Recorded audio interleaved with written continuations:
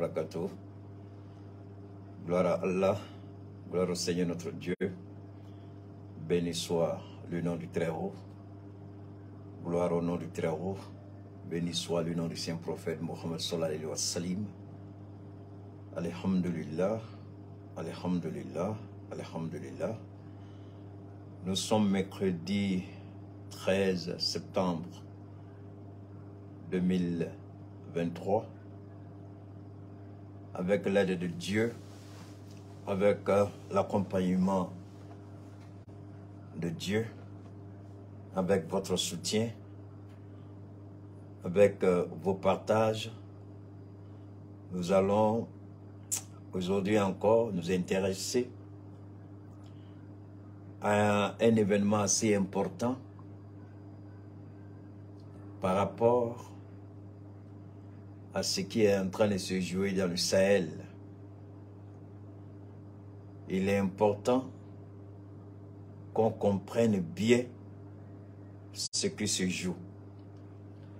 Parce que si on fait une mauvaise lecture de ce qui est en train de se jouer, alors on ne sera que des spectateurs face à la destruction de notre continent. Ce qui ne peut être fait sur aucun continent au monde sans réaction. On vient le faire en Afrique parce qu'on pense que l'Afrique c'est la poubelle. L'Afrique c'est le dépotoir. L'Afrique c'est le réservoir où on vient puiser pour se développer, pour se nourrir, pour se soigner.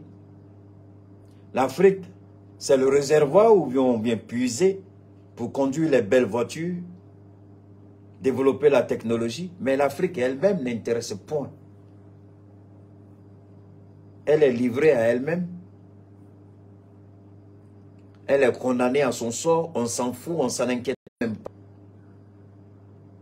On essaie de nous attaquer du côté de Facebook, donc vraiment pomper le maximum de cœur et le maximum de pouces bleus, sans oublier les partages sur tous les groupes que vous connaissez, sur toutes les plateformes des réseaux sociaux que vous connaissez. Et n'oubliez pas de vous abonner sur ma page Cheikh Oumar Keïta, de nous suivre, d'aimer, de nous noter.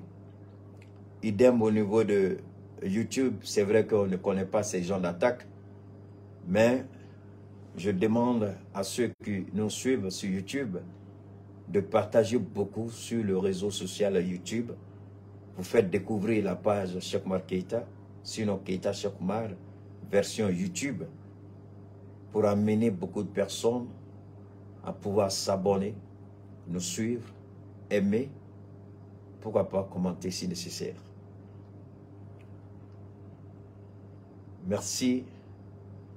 Alors, pour vous permettre de vous installer, ce que la merde que la France est en train de préparer en Afrique, aucun pays africain ne peut se donner le luxe et le loisir de prétendre attaquer un pays européen. Mais voilà une organisation aussi inutile que ridicule, aussi insignifiante qu'impuissante, aussi irresponsable qu'inconsciente, qu'on appelle l'Union africaine. Je me demande même pourquoi encore des États sont membres encore de cette union de malédiction. En quoi est-ce que celle-là est une union? L'union dans la force, l'union face à l'adversité, l'union pour développer le continent, l'union pour se serrer les coudes, l'union pour se soutenir, l'union pour s'accompagner, l'union pour être ensemble. Mais cette union maléfique, maudite, ne sert à rien. Installez-vous. Nous allons commencer. Mais avant, on va écouter le message de notre sénéfoutier.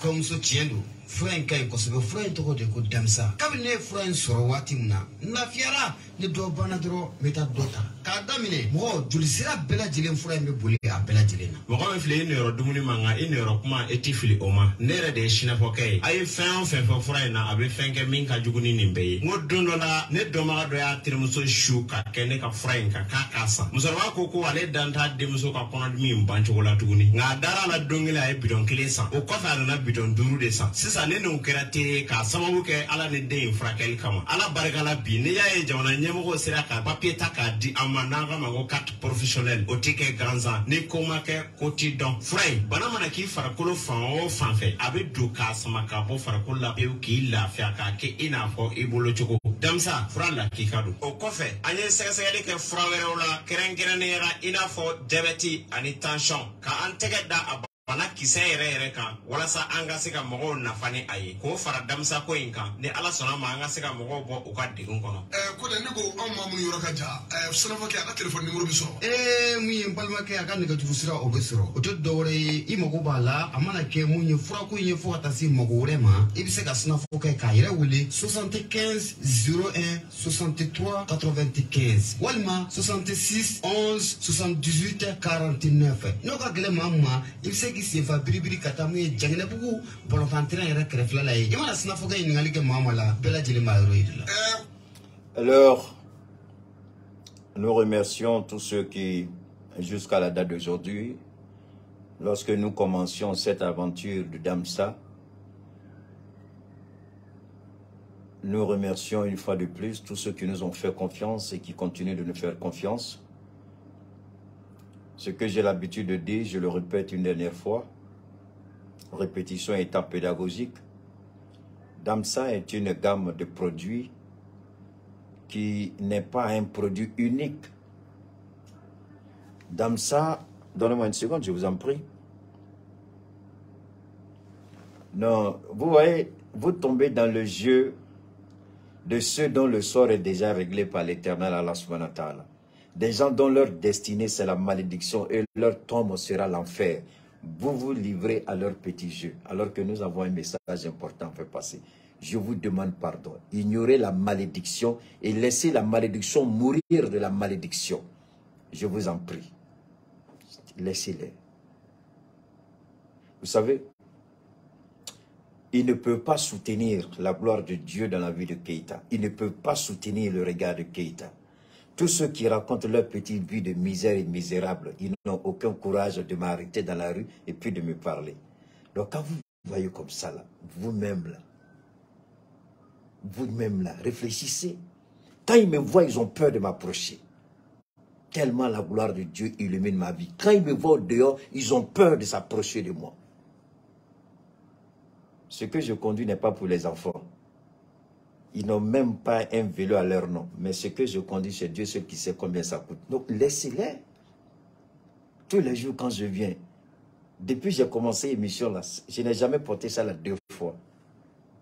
Donc les maudits comme ça là, vous mettez à leur niveau. Il faut les ignorer, je vous en prie. Écoutez ce que nous avons à dire ici. Ma vie est plus importante que la vie de toute leur génération réunie pendant 5 générations, c'est-à-dire 500 ans. Ma vie d'aujourd'hui est plus importante que leur vie. Vous mettez à leur niveau, pourquoi? Parce que ce que je fais, c'est Dieu seul qui sait. Moi, je suis en avance sur mon temps. Donc, quand les maudits viennent, il faut les ignorer. Alors, je disais que je remercie tous ceux qui nous ont soutenus quand on a commencé l'aventure avec Damsa. Merci infiniment pour la confiance chaque fois renouvelée. Continuez de nous faire confiance et nous continuerons de vous produire et de vous donner les meilleurs soins possibles. Damsa, c'est une gamme de produits. Au minimum, c'est 15 produits et chaque produit répond à un besoin spécifique sanitaire. Donc, si vous avez des besoins, vous connaissez le numéro, c'est 72 77 47 88 et on va continuer. Nous n'allons pas oublier notre ravissante, la charmante. Je pourrais dire celle qui a conquis le cœur de tous les Maliens. La plus belle des plus belles, la plus ravissante des plus ravissantes, la plus généreuse des généreuses. Fatmata Batulinian et sa ravissante sœur Bintounian. Nous vous disons merci du côté de Ambiko, sans oublier le directeur de la communication Daouda, mon ami Kamara, et sans oublier mon jeune frère Thieba Traoré du côté de Kati. On est ensemble, après on va développer encore des activités saillantes du groupe et du grand mouvement Ambiko, qui est une fierté nationale et très bientôt une fierté internationale, parce que beaucoup de gens sont en train de demander comment entrer en contact avec les responsables de Ambiko pour pouvoir intervenir dans les différents États de la sous-région. On est ensemble, Inch'Allah, pour une Afrique meilleure. Alors, installez-vous, je vous en prie, de côté de YouTube. Merci pour la fidélité, continuez de partager, faites monter le mercure. Merci du côté de Facebook, partagez, faites monter le mercure, pour qu'on dise tout de cette organisation maléfique et satanique dont la raison d'être ne vaut plus la peine. Voilà un petit pays minable et misérable qui n'est une puissance grâce au vol et au pillage légitimé, systématique, des vols et pillages constitutionnalisés, légalisés dans nos États, la petite merde de France. Je le dis souvent, je le répète, la France est comme une vieille voiture chemisée. La France est comme une vieille femme à la ménopause. Rien de bon ne peut sortir du ventre de la France. Rien de positif. La France ne peut rien produire. La France ne sait que voler. La France ne sait que mentir. La France ne sait que piller. Malheureusement, on a des indignes fils de l'Afrique qui se lient d'amitié avec un État aussi voyou que celui de la France. Je vais m'arrêter un instant et puis on va essayer de parler de la démocratie. La raison pour laquelle l'Union africaine, cette organisation de merde, merdique, ne réagit pas. J'invite les professeurs d'histoire s'il y en a, les étudiants d'histoire s'il y en a, les curieux et ceux qui aiment bien chercher, fouiner. Depuis nos bas âges, on a l'habitude de regarder le Far West. C'est pas ça? Les films western. Dans les films western, on a l'habitude d'entendre œil pour œil, dent pour dent. Ce que tu me fais, je te le rends. Donc, dans les films western, il y avait, vous voyez que les États se sont développés à partir d'un certain nombre d'attitudes qui ont été mises en place. C'est-à-dire, c'est le plus fort qui faisait prospérer l'État. Donc, le shérif était élu. Mais très souvent, on sait dans quelles conditions cet shérif était élu. Alors, quand vous regardez le Far West, quand vous regardez les films western, si vous voulez comprendre l'Amérique et que vous prenez votre avion, vous sautez, vous regardez les gratte-ciel, c'est que vous n'avez rien compris encore de l'Amérique. Donc, si on parle de l'Amérique, je vous en prie, mettez-vous à côté parce que vous ne savez pas. Pour connaître l'Amérique, il faut remonter à l'époque des westerns. Comment les États américains ont été créés. Comment les États américains ont été mis en place. Comment l'Amérique a réussi à chasser la France de l'Afrique. Parce que la France était là-bas. Ne croyez pas que la France n'était pas là-bas. La France avait une petite partie. Les Anglais l'ont chassée. Il y a un État aux États, c'est le nom de l'État qui m'échappe. On parle français et puis anglais là-bas. Comme au Cameroun. Alors, les Américains, pour devenir ce qu'ils sont, pour ceux qui connaissent bien les États-Unis, Wells Fargo Bank, vous savez que la banque Wells Fargo a été créée depuis cette époque-là. La plupart des entreprises américaines ont été créées à cette époque. C'est des entreprises qui sont centenaires, c'est-à-dire plus de 100 ans. 100 ans, 150 ans, 200 ans, quelque chose comme ça. C'est ce qui a construit l'Amérique. C'est-à-dire l'engagement du peuple américain. Et là-bas, c'était les États d'abord. L'Amérique fédérale n'est venue qu'après. C'était les États d'abord. Donc les États se sont solidifiés, enracinés. Les États ont développé leur propre mode de vie, leur propre mode de culture. Et ensuite, quand ils sont rentrés dans la grande Merci beaucoup, la Louisiane, effectivement, merci. Ensuite, quand ils sont rentrés dans la grande confédération, c'est-à-dire la grande fédération américaine, ils sont devenus une nation puissante. Parce que chaque nation était déjà une puissance en devenir. Donc l'Amérique a pris le temps. C'est là qu'il y a eu la guerre de sécession. On dit les sudistes par-ci. Même l'abolition de l'esclavage ne s'est pas faite de façon systématique sur l'ensemble des États.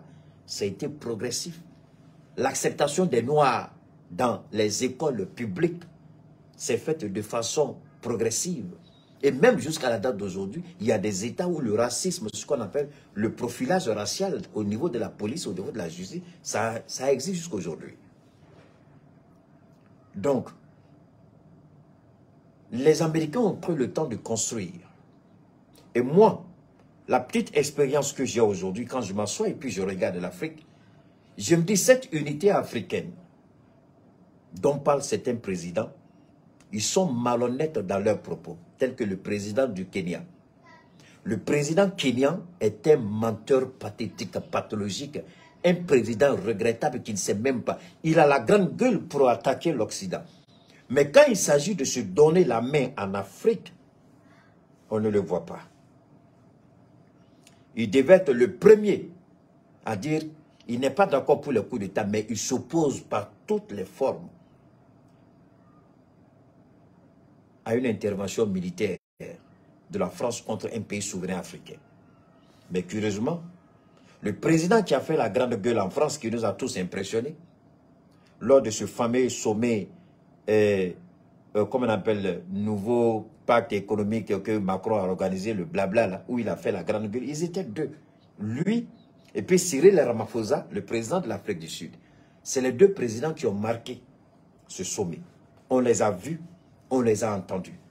Mais aujourd'hui, que Dieu leur donne l'opportunité de mettre en œuvre ce qu'ils ont dit, eux là, ils devaient être les premiers à envoyer. Ils disent, si la France veut attaquer le Niger, l'armée kenyane est là pour attendre les mercenaires français. Ils devraient envoyer une armée pour soutenir le Niger. Il ne l'a pas fait. Cyril Ramaphosa, qui a encore parlé tout récemment au sommet des BRICS, j'attendais l'Afrique du Sud nous envoyer des soldats pour nous soutenir dans ce combat contre une violation flagrante du continent africain. Les gens sont en train de mal interpréter ce qui se passe aujourd'hui dans le Sahel. Vous vous trompez. Vous n'avez rien compris. Aujourd'hui, avec l'aide de Allah subhanahu wa ta'ala, qu'il me préserve des mensonges et des contre-vérités. Et qu'il m'aide à dire et à développer pour que vous compreniez ce qui se joue. Ce qui se joue va au-delà du Niger. Ce qui se joue, c'est la souveraineté de l'Afrique qui se joue. C'est la dignité de l'Afrique qui se joue. Ce qui se joue au Niger va au-delà de la démocratie. Ce n'est pas la démocratie qu'on prétend défendre. Parce que Dieu a donné. Vous voyez, je ne parle pas pour rien. C'est pourquoi les maudits qui étaient venus, je vous ai dit, je vous en prie, laissez-les. Parce que Dieu a un important message qu'il veut faire passer. Quand je vous disais que Dieu, avant de frapper, Dieu a pris le temps. Avant de frapper, Dieu a pris le temps. Et il prendra toujours le temps d'informer, d'avertir, d'attirer l'attention sur un certain nombre de choses avant qu'il ne frappe. Il a permis qu'une situation se produise au Gabon pour amener le président Cyril Ramaphosa, qui pense que c'est une lutte pour la démocratie, à se poser des questions.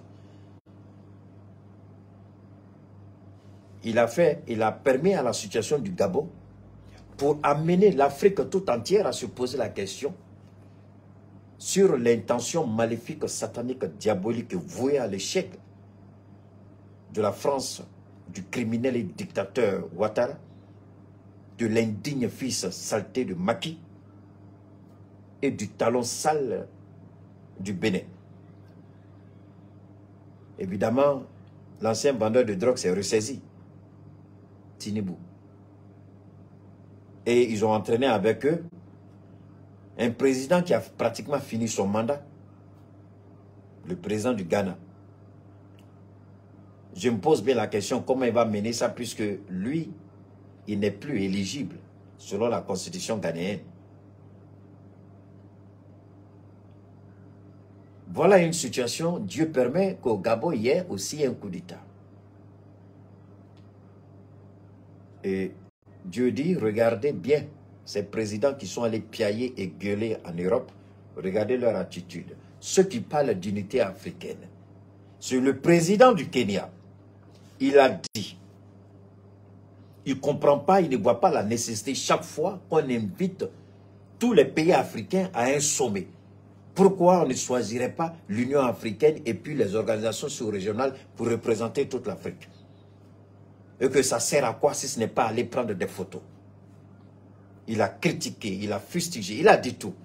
Mais voilà maintenant que Dieu lui donne l'opportunité de prouver sur le terrain que ce qu'il a dit là, il est prêt à lutter pour l'Afrique. Voilà l'indépendance de l'Afrique qui se joue, mais sur moribond, sur ridicule, sur gueulard président du Kenya, il tourne le regard ailleurs. Idem pour le président sud-africain, Cyril Ramaphosa. Il a fallu un président qui n'est même pas un Africain, qui dit « Je n'accepterai pas que le Sahel soit déstabilisé ». Vladimir Poutine et le président de la Corée du Nord.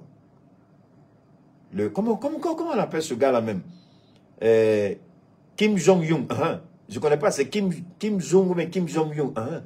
Qui dit, s'il touche, il est prêt. Il a dit, pour une bonne raison. Vous savez, la Corée du Nord a récemment ouvert son ambassade au Burkina Faso. Et la Russie, qui n'avait plus d'ambassade au Burkina Faso, a aussi ouvert son ambassade au Burkina Faso. Excusez-moi, j'ai la gorge un peu sèche aujourd'hui, donc je risque de boire un peu trop. Alors donc, les deux pays se sont suivis au Burkina.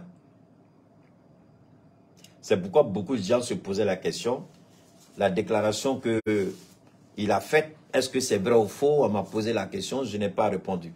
Ceux qui m'ont posé la question, voilà votre réponse à laquelle je viens de donner. S'il y a une relation diplomatique avec le Burkina Faso, le capitaine Traoré a tous les droits de sceller des accords de coopération militaire avec la Corée du Nord. Le Burkina est un État libre. Donc Kim Jong-un, qui ne veut qu'on le provoque, si le Burkina a un accord avec lui, je ne connais pas trop en ce qui concerne le Mali, mais le Burkina, si le Burkina lui donne l'opportunité, il va sortir ses muscles dans le Sahel, pourquoi pas? Si le Niger l'invite, il va sortir ses muscles dans le Sahel, pourquoi pas? Parce qu'en fait, l'irresponsabilité de l'Union africaine va mettre en péril la crédibilité de cette organisation. L'inconscience, l'inaction, l'irresponsabilité de l'Union africaine va créer un danger sans précédent, non seulement dans le Sahel, mais dans toute l'Afrique. Parce que je vais vous dire une chose. Si la France a l'audace de vouloir venir dans notre continent, dans notre pays, nous déclarer la guerre, et que l'Union africaine reste bouche bée, vous savez, on dirait que non, l'Union africaine a fait une déclaration. Soyons sérieux et respectons-nous. L'Union africaine, est-ce qu'elle est innocente des activités récentes de la France? Les déploiements d'armes au Bénin, au Sénégal, en Côte d'Ivoire. L'Union africaine ne sait-elle pas? Est-ce que l'Union africaine s'est prononcée pour condamner l'attitude provocatrice de la France? Non, l'Union africaine ne dit rien. Je ne parlerai pas de la CEDEAO irresponsable et inconsciente parce qu'il y a une confusion là-bas et il semble que beaucoup ont peur de Ouattara. Donc certains, ils prennent leurs décisions dans leur propre pays. Ils disent, comme Ouattara, tu as la grande gueule pour insulter tout le monde, nous on n'a rien à te dire, on prend la décision, nous on ne participe pas, on ne fait rien, on est dans notre pays, on vous attend. C'est le cas de Fort Yacimbe, c'est le cas du Libéria, c'est le cas de la Sierra Leone, C'est le cas de, comment on appelle ça, de bien d'autres pays là. Hein? Il y a d'autres pays. La Gambie. On dit la Gambie ne fera rien. Même la Guinée-Bissau de Umaru Embalo Seko ne fera rien. Parce que s'il s'amuse, lui il est assis sur un fauteuil éjectable et il sait que son armée, la moindre erreur, l'armée va l'éjecter. Donc Umaru Sissoco Embalo n'a pas envie de s'hasarder. Et l'autre là, celui qui est venu à la place de Yaya Jammeh, comment il s'appelle? Le gars qui est venu à la place de Yaya Jammeh là. Comment il s'appelle? Donne-moi le nom du président de la Gambie là. La Gambie. Comment il s'appelle le président de la Gambie? S'il vous plaît, aidez-moi rapidement là. Merci à toi Bachili, sois le bienvenu. Bachili, donne-moi le nom du président de la Gambie là. On n'a pas de Mauritanie, on dit le président Gambie. Gambie. Président Gambie. Quelque chose... Barou. C'est Barou, non? Stéphane, comment tu vas? Oh là là. Bachili, donne-moi le nom du président de la Gambie, s'il te plaît. La Gambie. Quelque chose, Barou, quelque chose comme ça. Celui qui est venu à la place de Yaya Jammeh. Il ne peut pas, parce il sait très bien, Adama Barrow. Merci beaucoup Moussa Sidibé, Adama Barrow. Donc, il sait que s'il veut s'engager, il y a un problème. Mais laissons la CEDEAO. Allons plus loin. L'Union africaine, le Conseil de sécurité et paix de l'Union africaine, n'a pas été capable de produire un communiqué parce qu'il n'y avait pas un consensus. Vu que l'Union africaine elle-même est d'une certaine manière financée par la France, donc elle a du mal. C'est la même chose que l'OADA, ce qu'on a vu tout récemment au Congo, Kinshasa. La manipulation de la France. Donc, la France a des chefs d'État marionnettes au sein des 15 pays du Conseil de sécurité et paix de l'Union africaine. Donc, c'est vrai que le Kenya s'est opposé. Je crois que l'Afrique du Sud aussi s'est opposée. Bien d'autres présidents se sont opposés. Mais moi, j'aurais souhaité, dès l'instant où l'Union africaine, le Conseil de sécurité et paix de l'Union africaine, a pris connaissance du déploiement d'armes françaises sur le sol africain, en toute violation de la souveraineté de l'Afrique. Moi, je voudrais bien qu'on m'explique. Quel pays africain serait assez audacieux de déployer des armes? Je vais vous donner un petit exemple simple, des armes en Europe. Je vais vous donner un exemple simple. Le président, enfin, Bao, le président Bao, Joe Biden. Le président Joe Biden a essayé d'attaquer l'Afrique du Sud en disant que l'Afrique du Sud est en train d'aider Vladimir Poutine dans la guerre en Ukraine. Et par rapport même à la venue de Vladimir Poutine au sommet des BRICS en Afrique du Sud, vous avez entendu beaucoup de spéculations. Vous avez entendu le secrétaire général de l'ANC, vous avez entendu Julius Malemale, et puis vous avez entendu la ministre des Affaires étrangères de l'Afrique du Sud. À quoi tout cela rime? Le combat que nous menons aujourd'hui, c'est le combat de la souveraineté, de la dignité. Le combat qui prenne en compte les aspirations, les objectifs et les enjeux du continent africain. Mais malheureusement, voyou, de faire ce qu'elle veut. La France se permet de faire ce qu'elle veut. Toutes nos excuses, on essaie de nous attaquer, on essaie de perturber le direct. Donc, j'étais obligé de quitter carrément sur le Wi-Fi et puis utiliser les données mobiles. Donc, sur mes forfaits, hein, les données mobiles, donc j'espère que vous m'entendez. Du côté de YouTube, on était bien parti. Continuez de faire remonter le mercure du côté de YouTube. Partagez. Pour les nouvelles personnes, abonnez-vous sur la page Keita Chokmar. Et sur Facebook, c'est Cheikh Oumar Keïta. Abonnez-vous, suivez-nous, aimez, partagez. Sur toutes les plateformes des réseaux sociaux et tous les groupes que vous connaissez, WhatsApp et autres. Alors l'Afrique s'assoit et puis on regarde un petit président minable, ridicule, qui a perdu toute crédibilité aux yeux de son peuple. Un petit président qui, à part la grande gueule, n'est pas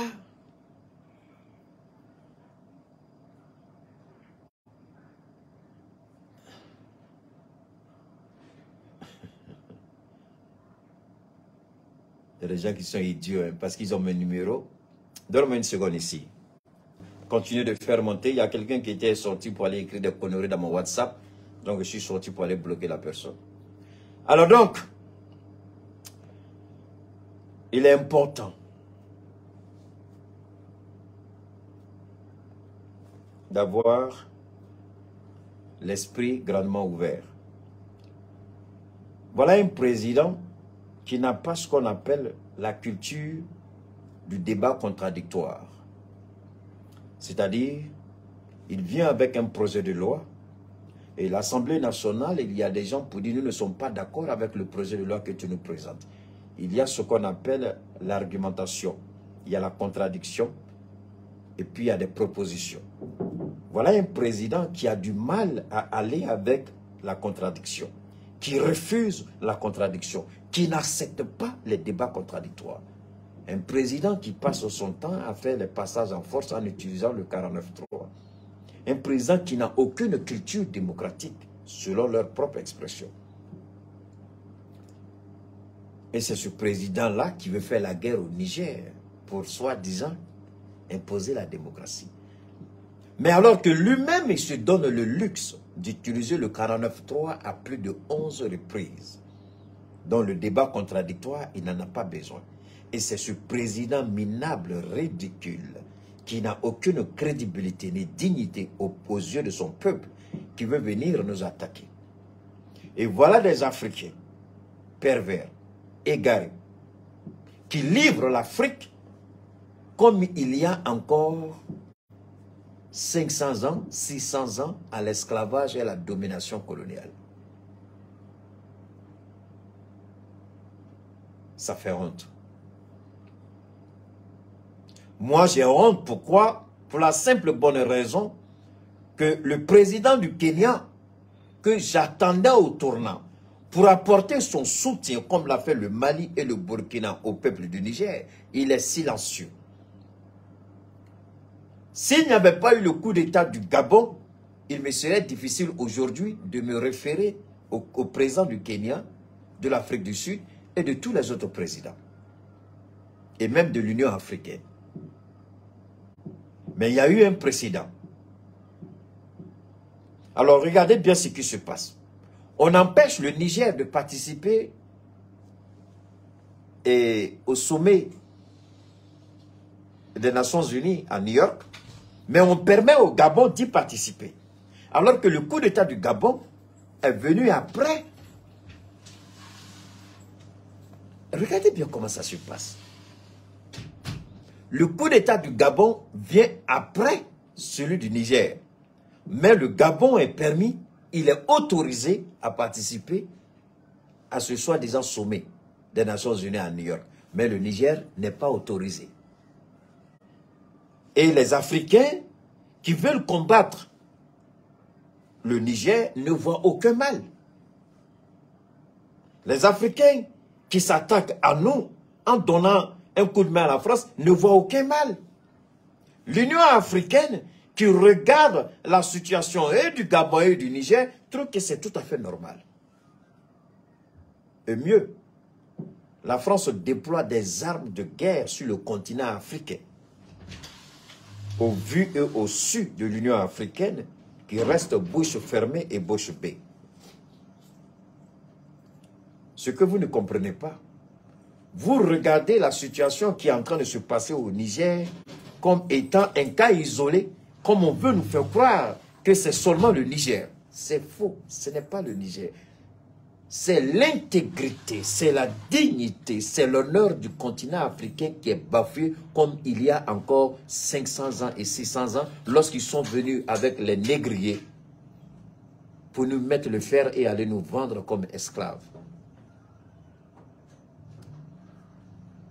Lorsqu'ils sont venus avec la Bible pour nous dominer, nous acculturer, nous faire croire que notre civilisation est une civilisation barbare. Et avec la Bible, ils ont essayé de nous imposer une religion. Et les idiots présidents pervers égarés, comme des criminels, Alassane Ouattara, la saleté de maquiller et la chaussure de talon, qui ne comprennent pas la gravité de ce qui est en train de se jouer. Ce n'est pas le Niger, cher président égaré et pervers. C'est la dignité de notre continent. C'est l'honneur de notre continent. C'est l'incapacité, l'irresponsabilité, l'inconscience notoire de cette merdique d'organisation appelée Union africaine, qui aurait dû, au moins, produire un communiqué et sanctionner l'attitude de la France.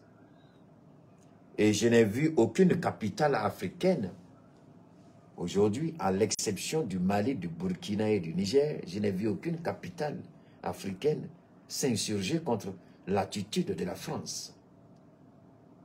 On trouve que c'est normal. Et des petits journalistes pervers égarés croient pouvoir donner une leçon en disant que c'est bon. Il faut la démocratie, mais si on vous montre la démocratie, est-ce que vous allez la reconnaître? Vous qui parlez de démocratie, si on vous présente le visage de la démocratie, est-ce que vous serez capable de dire voilà la démocratie? La démocratie n'a aucun visage. La démocratie, c'est un consensus de gouvernance, c'est un mode de gouvernance. Nous, on est d'accord pour dire voilà ce qu'on veut. Voilà pourquoi moi je demande une révolution militaire, un coup d'État sur l'ensemble du continent africain. Je proclame et je demande à Dieu un coup d'État sur l'ensemble du continent africain pour que l'Afrique recrée son mode de gouvernement et qu'on sorte de cette démocratie importée qui n'est rien d'autre que mensonge, domination, assujettissement et toutes les merdes que vous connaissez. Mon plus grand souhait et ma plus grande demande à l'Éternel, c'est de balayer tous les présidents par des coups d'État à travers l'Afrique, afin que nous-mêmes on crée notre propre gouvernement, notre propre mode de gouvernement. Parce que une démocratie qui n'a pas de fondement culturel, une démocratie qui n'a pas de fondement sociologique, qui n'a pas de base socio-culturelle, est une démocratie vouée à l'échec. Parce que tôt ou tard, l'histoire va rattraper cette démocratie. Et c'est ce à quoi on assiste aujourd'hui. L'histoire rattrape la démocratie de merde qu'on nous a imposée. Nous n'avons pas pris le temps. Comme on a dit, l'Afrique est mal partie. Il y a un très grand écrivain africain qui a dit l'Afrique est mal partie à l'aube des indépendances. Parce que la manière dont les indépendances ont été négociées, c'est la première erreur. Et Houphouët-Boigny, paix à son âme, Senghor sont les deux qui ont vendu la plupart des pays africains à la France. Lorsque le président Sékou Touré et Modibo Keïta et du Ghana demandaient la révolution véritable, reprendre tout à zéro et créer notre propre mode de gouvernement, on a été trahi par Houphouët-Boigny et Senghor. On a été trahi. Et aujourd'hui, on est en train de payer. Mais le tour de la Côte d'Ivoire arrive. Quand ils vont finir de regarder les postérieurs, ou comme on appelle, des Emma l'Ouest, quand Emma l'Ouest va vieillir, parce qu'elle ne veut pas vieillir, non. Michael Jackson a vieilli. Janet Jackson a vieilli. Et tout son argent qu'elle va vieillir. Donc, quand les Emmanuel Keïta vont vieillir, quand les Emma vont vieillir, les Ivoiriens vont se réveiller. Tôt ou tard, les Ivoiriens vont se réveiller. Et le réveil sera brutal. Je l'ai toujours dit, le réveil des Ivoiriens sera brutal. Au Mali, on a fait une révolution. C'est vrai qu'il y a eu des morts. Ça, c'était avant que le pouvoir ne tombe. Mais quand les militaires sont arrivés, il n'y a pas eu de mort d'homme. Le jeune capitaine, il a pris son pouvoir sans effusion de sang. Le général a pris son pouvoir sans effusion de sang. Mais le président Houphouët et Senghor nous ont trahis.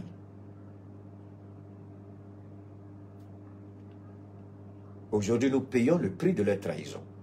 Parce que la France, quand Houphouët croyait que 50 ans après, l'Afrique allait se réveiller et réclamer son droit. Mais Houphouët a oublié que l'héritage qu'il allait laisser allait servir à d'autres pour encore attacher certains Africains au pied de la France. Houphouët n'a pas vu ça venir. Houphouët n'a pas vu le criminel Ouattara venir. Je suis sûr que dans sa tombe, il se retourne, il se pose la question, quelle erreur j'ai commis? Présent.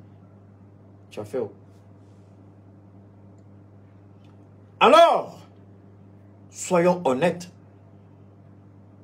Aucun pays africain ne peut aller en Europe et faire la merde que la France veut faire chez nous. Quand ils ont décidé de soutenir l'Ukraine pour mieux préparer leur narratif de mensonges, ils ont chassé tous les médias qui étaient là pour dévoiler la vérité. Notamment les médias russes, ils les ont tous expulsés de l'Europe. Voilà, c'est ce continent-là qui nous parle des droits de l'homme. C'est ce continent-là qui a chassé des médias jugés proches du Kremlin. Donc eux, ils sont Dieu, c'est eux qui jugent. C'est eux qui jugent. Ils jugent, ils condamnent et puis ils appliquent la sentence. Mais quand nous jugeons, nous condamnons, nous appliquons la sentence, on dit non, ce n'est pas de la démocratie. Nous avons jugé Bazoum coupable de haute trahison. Nous avons appliqué la sentence. Nous l'avons renversé par un coup d'État. On dit non, ce n'est pas normal. Mais eux, ils jugent, ils condamnent parce que c'est Poutine, parce que c'est la Russie. Donc eux, ils sont les maîtres. C'est eux qui détiennent la vérité. C'est eux qui détiennent la justice. C'est eux les meilleurs. C'est eux les meilleurs. C'est eux les meilleurs. Nous, nous n'avons pas le droit de réfléchir. Ils réfléchissent à notre place. Ils mangent à notre place. Même, excusez-moi les belles dames, messieurs, même peut-être, ils risquent de dire, c'est pas comme ça, tu dois aller avec ta femme. Eux-mêmes vont venir nous dire comment. Ils le font déjà, puisqu'ils nous disent, femme n'est pas bon. C'est garçon et garçon qui est bon. C'est femme et femme qui est bon. Femme n'est plus bon, il faut laisser. Laissez-les. Maintenant, là, c'est ton ami garçon qui est bon. Voilà des pervers, des maudits, des gens dont leur place même est déjà prédestinée, déterminée et établie à l'enfer. C'est eux-là qui vont nous dire que nous, notre façon de voir n'est pas correcte. Alors que eux-mêmes, un président qui a été assez idiot pour marier sa propre grand-mère, vient nous dire que nous, ce que nous on fait n'est pas bon. Et il a la grande gueule toujours de se pavaner dans le monde, sans aucune forme d'humilité.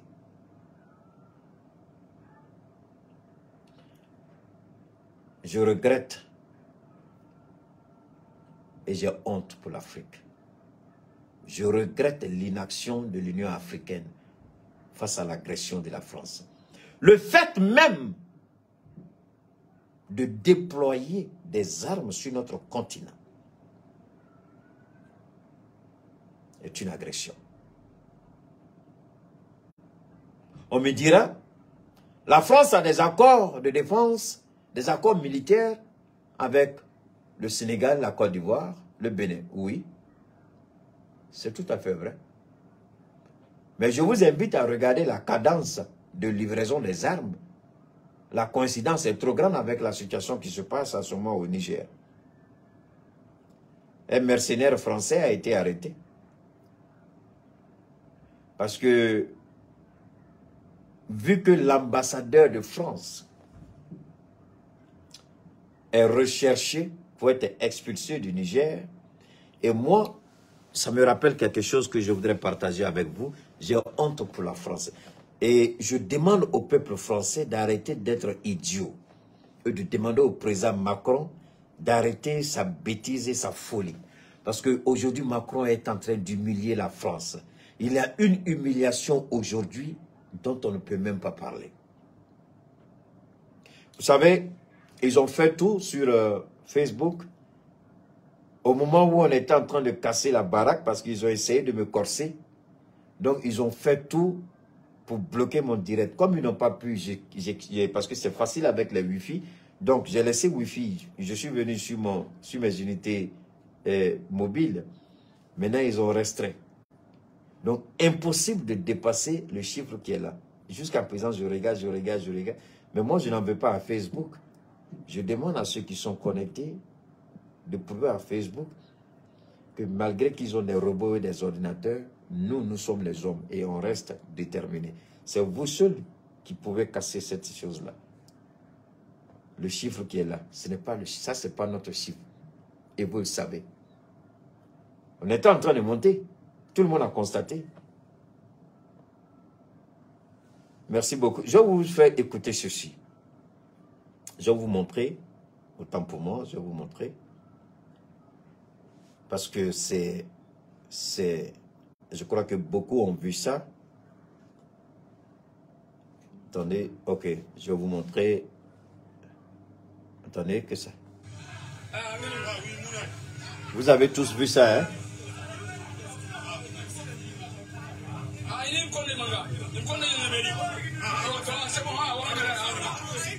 Bon, je fais comme ça pour que tout le monde puisse voir, puisqu'on est en duplex.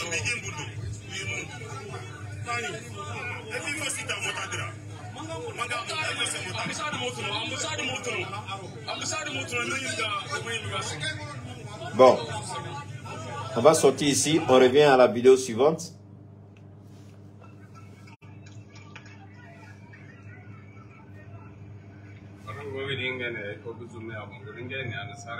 Voilà, vous voyez? Regardez l'ambassadeur là. Regardez. Regardez. Vous avez vu cette vidéo là, mais regardez seulement. Regardez là. Regardez là, c'est voilà. Regardez le voilà qui est là. Bon. Et ça, on revient à, voilà, on revient à la dernière vidéo. Oh là là, on va. Ok, ça, ils ont mal enregistré, mais on fait comme ça. Oh là là, merde. Bon, vous avez vu ça, hein? Vous avez tous vu ça. Alors, moi, je vais demander au président irresponsable, irréfléchi et inconscient, assez stupide pour marier sa propre grand-mère, d'arrêter. Toi, tu es tellement bête. Tu es là déjà, c'est mon travail. Idiot. Un journaliste, son travail, c'est de parler. Et moi, je suis au-dessus des journalistes. Moi, je suis un chroniqueur. Idiot, celui qui ne travaille pas, là, il peut s'habiller comme ça. Toi-même, là, ton téléphone minable que tu as, là, les vitres cassées, là, tu as changé. Attendez, il y a un maudit qui est là. Il faut que je parle d'abord à cet idiot là avant de le bannir. Tu es vraiment bête. Et toi, tu es venu faire quoi, là? Tu es venu faire quoi, là? Hein?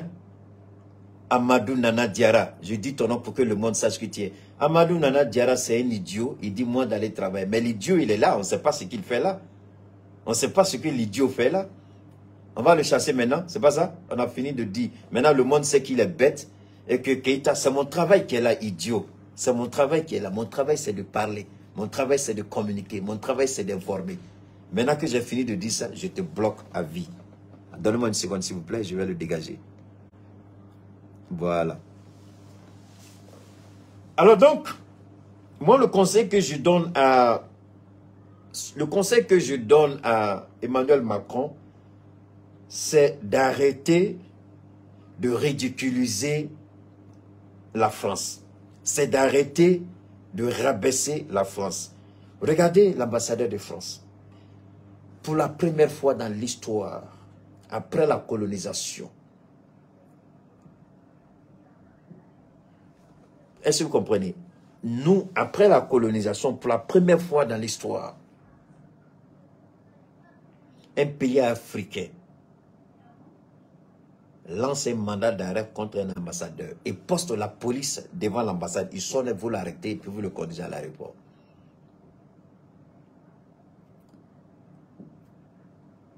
Qu'est-ce que la France veut? Ça, est-ce qu'il y a plus grande humiliation que ça? Je vais... Il y a... Je vais laisser ça pour une prochaine fois. Donc, l'Union africaine se tait. Je voulais juste attirer votre attention sur la duplicité, la malice, l'irresponsabilité notoire, l'inconscience caractérisée et caractérielle d'une organisation merdique dont l'existence est égale à son absence. L'Afrique est bafouée, l'Afrique est violentée, l'Afrique est attaquée, l'Afrique est humiliée. Cette organisation de merde appelée Union africaine reste bouche fermée. Alors que les Européens, dans leur continent, se donnent la main pour lutter contre l'adversaire ou l'ennemi commun, la France vient sur notre territoire, déploie des armes et essaie de déstabiliser une région. Que l'Union africaine se rappelle, lorsque la France avait proposé une résolution aux Nations Unies, à l'époque c'était le criminel de Sarkozy, pour attaquer la Libye. Et que la même merde de l'Union africaine est restée silencieuse. Elle a seulement dit « ne faites pas, ne faites pas ». Elle s'est limitée à faire des déclarations qui n'ont aucune valeur aux yeux de la France. Le seul langage que l'Occident comprend, c'est la démonstration de force. C'est pourquoi la Corée du Nord, malgré tout, reste un État qui, aujourd'hui, trouble le sommeil des Occidentaux. Parce qu'ils savent qu'ils ont en face d'eux quelqu'un qui est capable de répliquer du tic au tac. Mais le continent africain, comme c'est un continent de moribonds, de présidents marionnettes, d'organisations incapables et indignes, parce que financées par l'Occident, donc cet Occident de merde vient nous foutre la merde dans notre continent et aucun chef d'État n'a la dignité morale, ni la conscience morale de dire trop c'est trop, ça suffit. Et pourtant on peut le faire, on refuse. Regardez le traitement des faveurs du Gabon et regardez ce que vit le Niger. Aucune sanction n'a été prise contre le Gabon si ce n'est l'exclusion qui en réalité ne veut absolument rien dire. Tout simplement, tu n'as pas participé aux réunions pour prendre des décisions. Et si je ne prends pas de décision, je m'en fous. Mais des sanctions comme on le vit au Niger. Et l'Union africaine, qui devait interpeller la CEDEAO d'arrêter tout de suite ces sanctions, au risque de voir la CEDEAO elle-même subir des sanctions de la part de l'Union africaine, elle laisse la CEDEAO de façon criminelle asphyxier un État. Non content de vouloir asphyxier un État, parce qu'il y a la résilience, maintenant on veut déployer une guerre. Une guerre que nous savons déjà, qu'avec l'aide de Dieu, déjà, c'est une guerre qu'ils ont perdue d'avance. La France ne peut pas gagner cette guerre, pour diverses raisons. Et tous les pays aujourd'hui qui vont s'allier à la France, croire que c'est mon dernier mandat, je vais faire ceci, tel que la merde de talon, la merde de la saleté de salle. Hey. Et puis le Ghana, ils peuvent le faire. Il y a la justice divine. Je dis bien, il y a la justice divine. Regardez la mort du père, regardez la mort de George Bush le père. J'étais encore aux États-Unis quand il est mort. Quand il a fait sa crise en emmenant, dans quelles conditions il était d'abord avant de mourir. Les crimes odieux qu'il a commis en Irak. Dieu a foudroyé le président américain de maladies qui dépassent. Quand il mourait, il n'était au courant de rien. Il ne savait même pas qui était sa femme. Il ne reconnaissait même plus ses enfants. Quand Bush mourait, il est mort de façon pitoyable. Mais après, ils ont maquillé son enterrement. C'est un ancien président. Ils ont fait. Mais George Bush, le père, est mort de façon pitoyable. Il ne reconnaissait même plus sa propre femme, la mère de ses enfants. On a vu une image de lui qui donne à réfléchir beaucoup. Quand je dis la justice divine, c'est ça. Talon avec sa gueule de guénon là, il n'a qu'à rester tranquille. Il ne sait pas qui est Dieu encore. Mais Macky, qui se fout de Dieu, qui prétend être allé à la Mecque et qui vient qui fait ça, mais Macky, tu n'as rien. Avec ton ventre bourré de malédiction là, Dieu t'attend. C'est vous qui êtes pressé, Dieu n'est pas pressé. Parce que regardez Ouattara lui-même. Ce monsieur-là, je l'ai toujours dit, il ne peut pas faire plus de 3 mois en dehors de la Côte d'Ivoire. Il faut qu'il soit branché tout de suite à un appareil. Sinon, s'il fait 4 mois, il est en dehors de la Côte d'Ivoire, ça fait 3 mois en dehors de la France. Il ne peut pas faire 3 mois en dehors de la France. Il le fait, il meurt. Je parle de Ouattara. Il ne peut pas faire 3 mois en dehors. S'il s'amuse, il meurt. Il faut chaque fois qu'il aille, on a mis une batterie en lui là. Chaque fois, il faut aller recharger la batterie. Et la batterie a une durée de vie. Mais malgré ça, le vieux de 82 ans n'a pas la sagesse ni la conscience morale de dire attention, à mon âge, je dois être celui qui met bas la terre, mais non celui qui active le feu. Et c'est lui qui verse l'essence, l'huile sur le feu. Mais ce que j'ai dit de Bush le père ne sera rien à côté de ce que Dieu réserve à Alassane Ouattara. Moi, j'ai dit pour moi il y a longtemps. Vraiment, allez regarder mes interventions. Il y a plus de, quoi, à peu près 10 ans. Je dis qu'il va mal finir. Et tout ce qu'il est en train de faire aujourd'hui, j'avais déjà tout prédit. La déstabilisation de la sous-région. À l'époque, j'ai appelé Alassane Ouattara le Léviathan qui va déstabiliser la sous-région et l'Afrique. Allez-y prendre mes vidéos. Tapez Cheikh Oumar Keïta le Léviathan. Vous allez voir ce que j'ai dit d'Alassane Ouattara. Et vous allez regarder la date et l'année. Donc ce que Ouattara fait aujourd'hui là ne me surprend pas. Parce que j'ai déjà reçu la révélation. Et je sais aussi qu'il va perdre. Je sais aussi qu'il va perdre.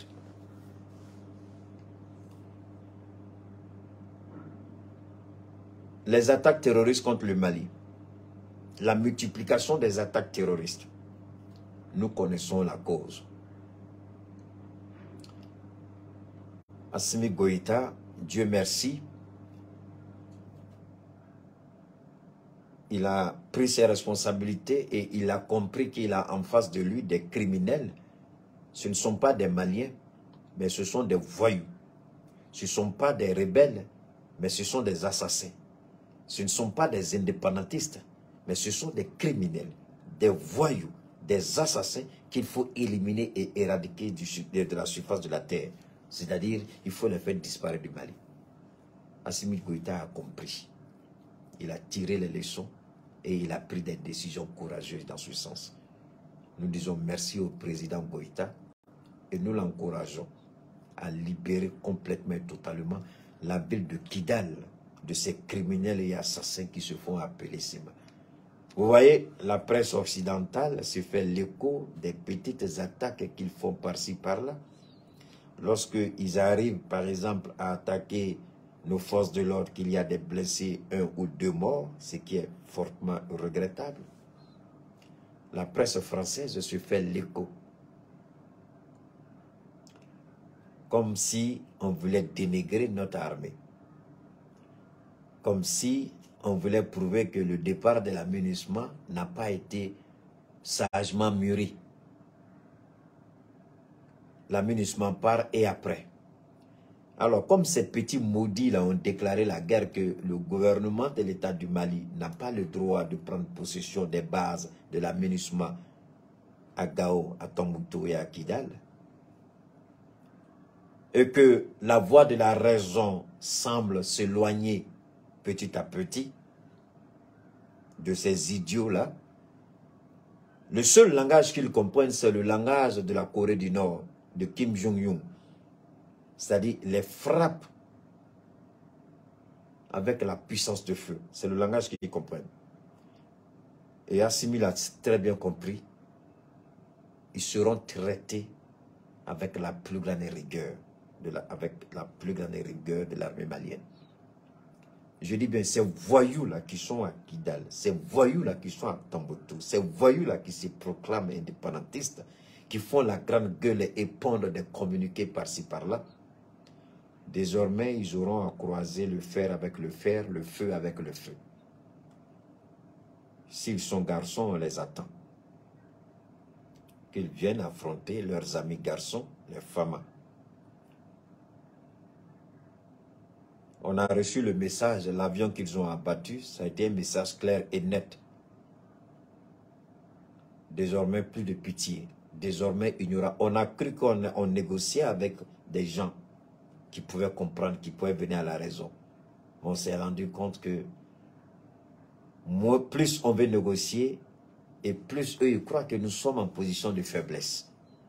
Donc, ils ont cru que nous étions en position de faiblesse. Ils ont cru que nous ne sommes pas en mesure. Donc, ils vont nous mettre la pression et imposer leur agenda. Assimi a tiré toutes les leçons. Le capitaine Traoré a tiré toutes les leçons. Le général Tchiani a tiré toutes les leçons. Avec le soutien de nos partenaires stratégiques, militaires. On ne va pas citer tous les noms. Mais nous allons nettoyer le Sahel des brebis galeuses. Nous allons nettoyer le Sahel de toutes les merdes. Nous allons nettoyer le Sahel. Asseyez-vous parce qu'il y a de grandes choses. La dernière fois, quelqu'un disait, il faut dire, non, je parlais avec une dame, je crois, je ne vais pas dire son nom ici, c'est au Burkina. Elle disait Keïta, vraiment, aider le capitaine. Et ça, ce que je lui ai dit, je vais le répéter ici devant le monde entier. Quand je regarde le capitaine Ibrahim, je ne vois pas le président du Burkina Faso. Quand je regarde le capitaine Ibrahim, je vois le président de l'Afrique libérée. Ce que le capitaine Traoré est en train de faire aujourd'hui avec son jeune âge. 100 ans, 200 ans après, l'Afrique se souviendra. Mais des présidents criminels tels que Ouattara et Macky, 100 ans, 200 ans après, l'Afrique se souviendra des traites. Oufoué, on l'a dit, c'était le sage de l'Afrique. Mais aujourd'hui, avec l'histoire, avec le jugement du temps, avec, comme on dit, le temps était notre nom de Dieu, on découvre que Oufoué lui-même n'a pas été toujours honnête avec l'Afrique. Et il n'a pas de responsabilité dans ce que nous vivons. Donc, nous continuerons à soutenir le peuple du Niger par tous les moyens. Et comme je disais, quand je regarde le capitaine Traoré, je ne vois pas le président de Burkina Faso, mais je vois le président de toute l'Afrique.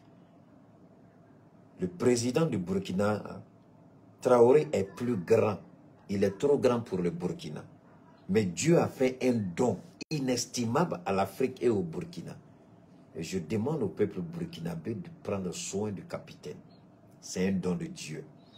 Le capitaine, logiquement, devait être le président de toute l'Afrique. Je vous jure que si vous donnez l'Afrique au capitaine Traoré, en 2 ans, 3 ans, l'Afrique va changer.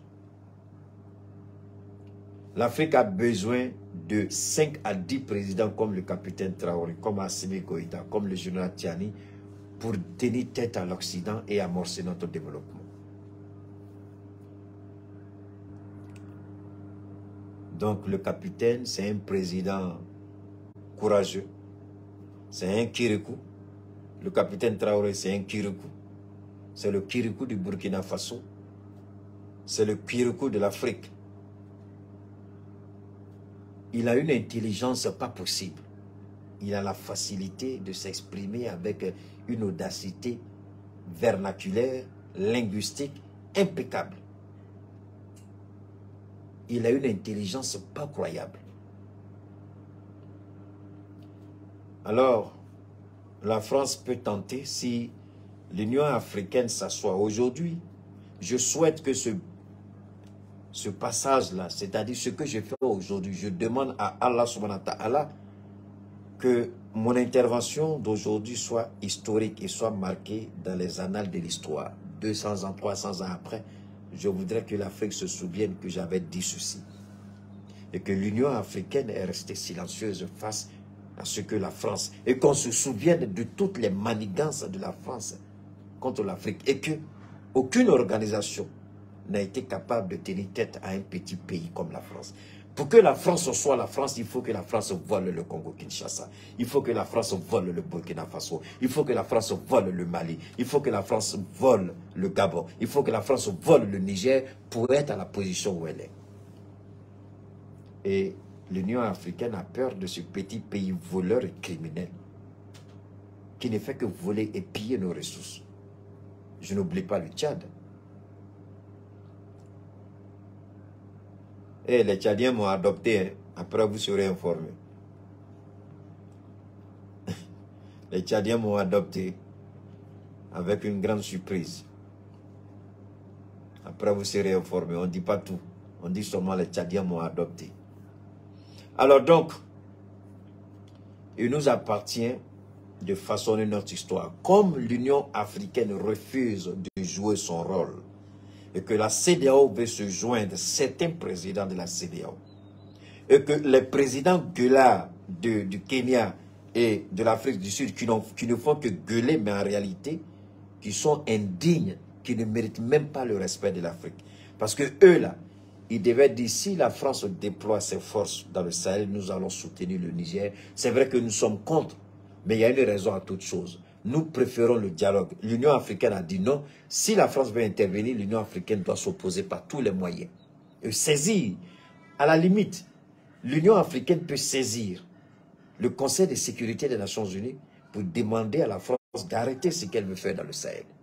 L'Union africaine peut saisir, je répète, l'Union africaine peut saisir le Conseil de sécurité des Nations Unies pour dire à la France d'arrêter ce qu'elle veut faire. Mais elle est là, elle croise les bras, elle le regarde. La situation de la Libye, elle a croisé les bras, elle a regardé. Voilà la situation du Niger, elle croise les bras, elle regarde. Mais nous allons nous défendre avec les moyens qui ont été mis à notre disposition. Et je vous jure que ni la Corée du Nord, ni l'Iran, ni la Turquie, ni la Russie n'ont lésiné sur les moyens. Et les moyens conséquents ont été déployés. Je vous jure que mon plus grand souhait, qu'il n'y ait pas cette guerre. Parce que cette guerre risque d'aller se terminer dans certaines capitales. Je dis bien, cette guerre risque d'aller se terminer dans certaines capitales. Je jure que nous n'ayons pas à faire cette guerre. Si vous avez une idée de ce qui a été déployé et ce dont on a interdit tout le monde d'en parler, habituellement, quand on reçoit des équipements, il y a certaines personnes qui sont informées. Mais cette fois-ci, là, tous les équipements sont passés sous radar. Personne n'a une information. Si quelqu'un vous dit qu'il a une information, la personne a menti. Dites que quelqu'un a dit, la personne ment. Ce qui a été déployé, c'est l'Algérie seule qui a une idée de ce qui a été déployé. Parce que tout est passé. Parce qu'il y a le manifeste du vol que l'Algérie avait. C'est l'Algérie seule qui sait ce qui est rentré au Sahel. Évidemment que le capitaine Traoré, le président Assimi Goïta, le président Netiani sont... Mais en dehors de ces trois, c'est l'Algérie seule qui a une idée. Cette guerre ne nous arrange pas. Parce que toute guerre va entraîner des pertes en vie humaine. Mais dire qu'ils vont gagner cette guerre qu'on appelle, je vous jure au nom de Dieu, moi, Cheikh Ma, s'ils disent même, ils déclarent la guerre la nuit, là, moi je vais dormir. Parce que je sais qu'à mon réveil, on dit qu'on a gagné la guerre. Cette guerre, on l'a gagnée avant de la commencer. Donc, d'abord, les histoires de 9000 soldats déployés, 30 000 dans le Sahel, c'est faux. Aucun soldat n'est dans le Sahel. Aucun. C'est faux. Dites que Keïta dit que tout est faux. C'est la manipulation, c'est la psychose, c'est la communication de la guerre. Rien. Même la Côte d'Ivoire aujourd'hui, à la fin dit un bataillon, il est incapable aujourd'hui de réunir 200 soldats en Côte d'Ivoire. À la date d'aujourd'hui, Ouattara n'est même pas capable d'avoir 200 soldats. Le seul pays qui a ces soldats, c'est ceux qui ont quitté le Mali, les Sénégalais. Et c'est ceux-là que Macky veut utiliser. Ce n'est pas des soldats, non, non, non. C'est ceux-là. Ceux qui ont quitté le Mali, là, on les a stationnés quelque part. C'est eux-là que Macky veut utiliser. Mais on les attend. Ils seront enterrés au Sahel. Il n'y a aucun soldat qui a été déployé. Bon, on sait que le Nigeria veut faire un double jeu parce qu'il semble qu'il y a un coup d'État qui se prépare contre Tinubu. Et c'est la France et Ouattara qui sont en l'œuvre. Bon, je ne sais pas comment le Sénat du Nigeria est en train de réagir par rapport à ce qu'ils ont appris, par rapport à l'attitude du chef d'état-major des forces armées de la République fédérale du Nigeria, parce qu'ils ont eu les échos, ce qui fait que le déploiement à ce niveau-là a pris. Chaque fois quand la France se déploie et qu'on est au courant, ça met un coup de frein. C'est pourquoi je vous ai dit hier, pour faire une guerre, il faut des informations en temps réel. Si vous n'avez pas des informations en temps réel et que vous voulez aller à une guerre avec des informations qui remontent à 1 mois, 2 mois, vous allez à l'abattoir. On va vous tuer comme des mouches. Et aujourd'hui, la France n'a plus les moyens de contrôler l'espace aérien du Niger et de fournir des informations à temps réel à la CEDEAO. Et ça, c'est un. Deuxièmement, la France sait le risque qu'elle prendra.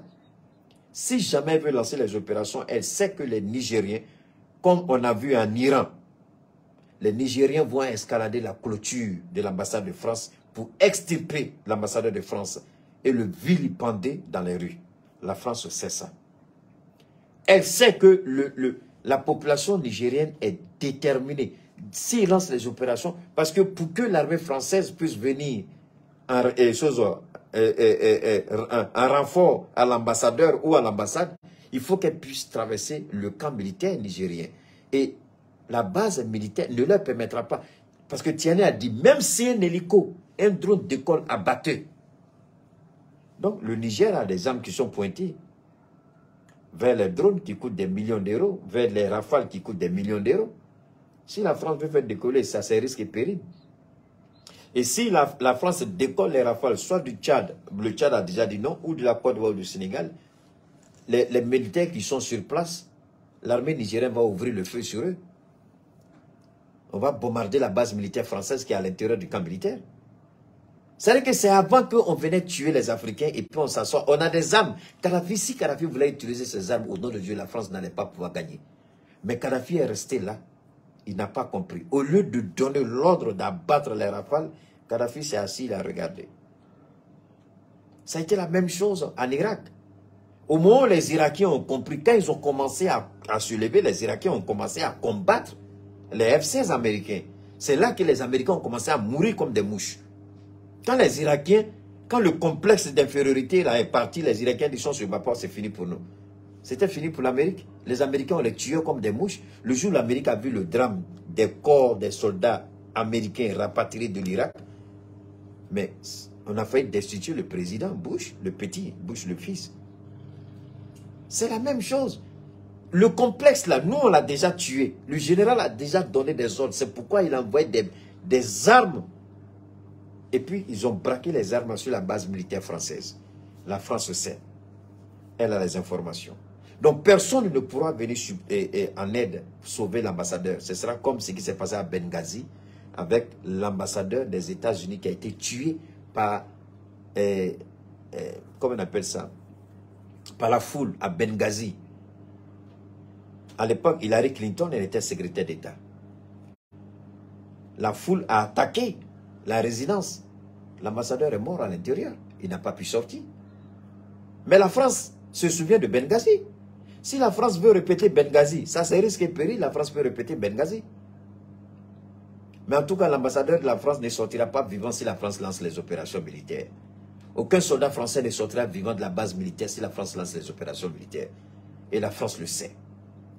C'est pourquoi nous on les regarde et c'est pourquoi tout de suite quand Poutine a eu les informations satellitaires par le FSB, il a dit à Assimi, dit à Tiani tout de suite d'envoyer des armes pour bloquer. Ils n'ont qu'à lever le... Mais vous croyez que qui a donné les choses?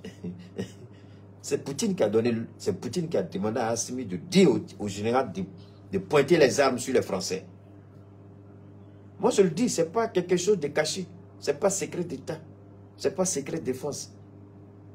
Parce qu'on a fait à un criminel. Donc on a orienté et on a demandé à Tiani de doubler la présence d'armes lourdes et des armes sophistiquées. Ils ont envoyé plusieurs. Et puis ils se regardent. On se regarde droit dans les yeux. Le moindre moment, on vous abat. La France le sait. Donc la France croyait qu'elle allait pouvoir contourner et le détachement militaire de blindés qui est allé à la frontière du Bénin. On attend les Béninois. Ils vont passer par où? Si tu veux traverser le ciel, on va les abattre. Parce qu'on a les S-300, S-400 qui sont déjà positionnés pour couvrir le ciel, pour protéger le ciel nigérien. Ils peuvent faire leur malin. Ils peuvent faire leur grande gueule. Que l'Union africaine se taise. Que le Conseil de sécurité nous empêche. C'est pourquoi je rappelle encore au président Assimi Goïta de ne pas laisser Abdoulaye Diop aller à cette rencontre.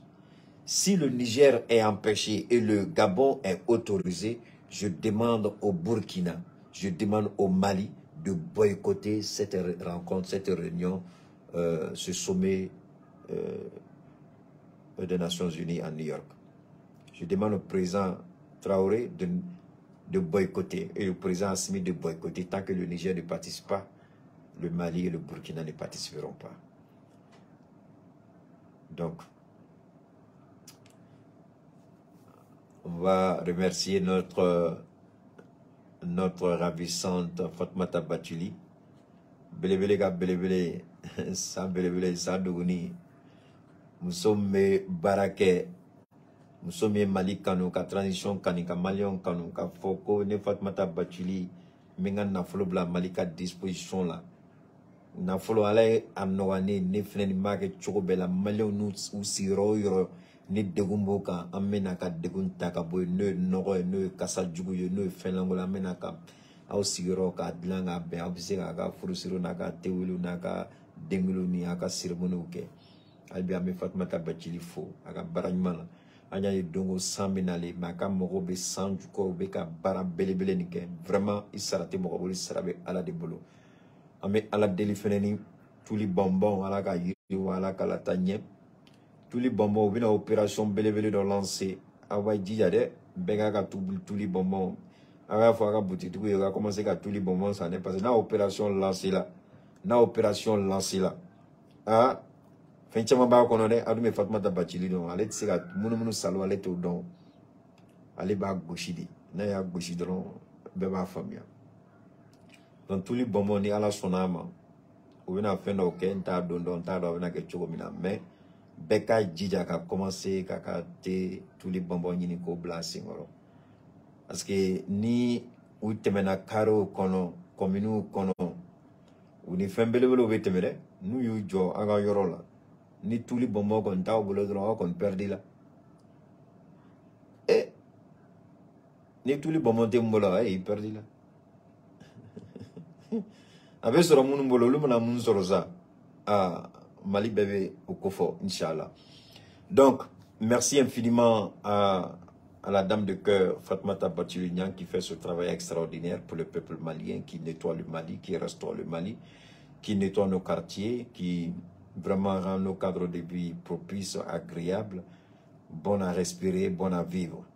Elle qui vient en aide aux personnes handicapées, aux personnes démunies. Merci infiniment à ce grand mouvement Ambicor qui soutient la transition, qui soutient le peuple malien, qui accompagne la transition et qui soutient le peuple malien. Merci infiniment et que Dieu te le rende au centuple pour ces enfants grâce à Fatmata Batuli, avec le mouvement Ambicor, les enfants qui seront scolarisés cette année, les enfants qui auront des effets scolaires, des enfants qui seront équipés de kits scolaires grâce au mouvement Ambicor. On ne peut que dire merci à cette grande dame, à cette généreuse femme, vraiment dont le cœur est rempli de bonté, d'amour et qui donne la gaieté et la joie, qui permettra à ces enfants-là, dont les parents se posaient des questions, comment j'allais faire cette année pour payer les fournitures scolaires de nos enfants. Elle a décidé d'investir des centaines de millions en kits scolaires pour aider les enfants. Merci infiniment, je vous l'ai dit, si vous êtes à l'extérieur, c'est-à-dire dans la sous-région, que vous souhaiteriez avoir Ambicor agir, vous n'avez qu'à contacter les différents responsables d'Ambicor pour qu'ils puissent intervenir, n'est-ce pas, et voir dans quelle mesure ils peuvent vous aider. Donc d'ici là, merci infiniment à Fatmata Batuli, merci pour ce que tu fais pour le Mali, merci pour ce que tu fais pour le peuple malien, pour les enfants du Mali, merci pour l'accompagnement de la transition, merci tous les jours, on ne peut que dire merci et que nos bénédictions vous accompagnent. Maintenant, nous n'allons pas oublier, on vous a fait écouter le jingle de notre partenaire Sénéfoutier par rapport au produit Damsa, Damsa est une gamme de 15 produits. Donc, qui traite pratiquement toutes les pathologies. Ce n'est pas un produit qui traite toutes les pathologies, mais c'est une gamme de plus de 15 produits. Je dis bien une gamme de plus de 15 produits.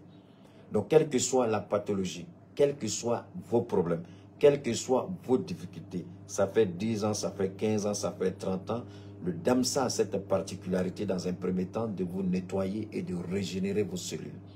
Ensuite, de s'attaquer au mal.